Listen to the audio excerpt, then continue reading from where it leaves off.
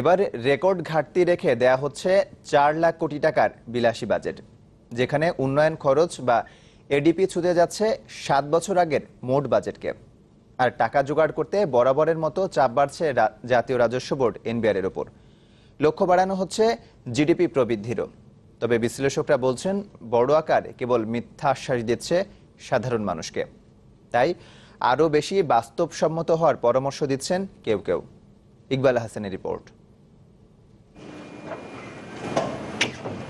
Budget মানে লাখ কোটি টাকার হিসাব, প্রত্যাশার প্রাপ্তির জটিল সমীকরণ।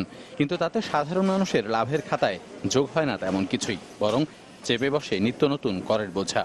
তবু সরকারের কাছে এটি যেন হয়ে উঠেছে অঙ্ক বাড়ানোর এক অনন্য প্রতিযোগিতা।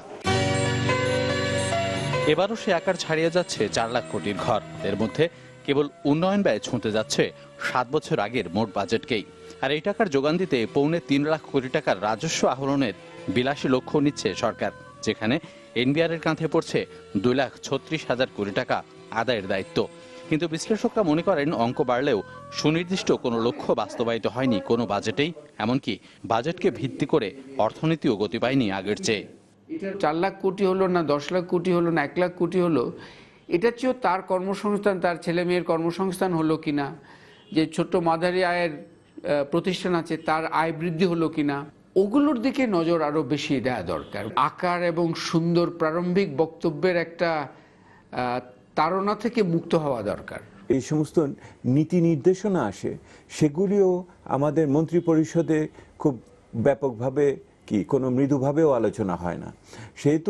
যেহেতু প্রকৃত রাজনৈতিক প্রক্রিয়া সেরকমভাবে চলমান না, সেহেতু রাজনীতির বাইরের রাজনীতি অনেক বেশি প্রাধান্য পেয়ে যায়। টেকসই উন্নয়ন লক্ষ্যমাত্রা এসডিজিতে সই করার পর প্রথম বাজেট হতে যাচ্ছে এবার। ফলে রাখতে হচ্ছে সেটি বাস্তবায়নের প্রাথমিক রূপরেখা। সেই সাথে ৭% উপরে হওয়া প্রবৃদ্ধিকে নিয়ে যাওয়ার প্রত্যাশা প্রায় ৭.৫। যদিও সুখবর নেই রফতানি রেমিট্যান্সের মতো বহির্খাতে। এছাড়া বাজেট ঘাটতিও বেড়ে যাচ্ছে এবছর, যা মেটাতে বড় ভরসার জায়গা হবে দেশীয় উৎস, বিশেষ করে ব্যাংক খাত। সব মিলিয়ে চ্যালেঞ্জ থাকছে যতটা, দুশ্চিন্তা থাকছে তার চেয়েও বেশি।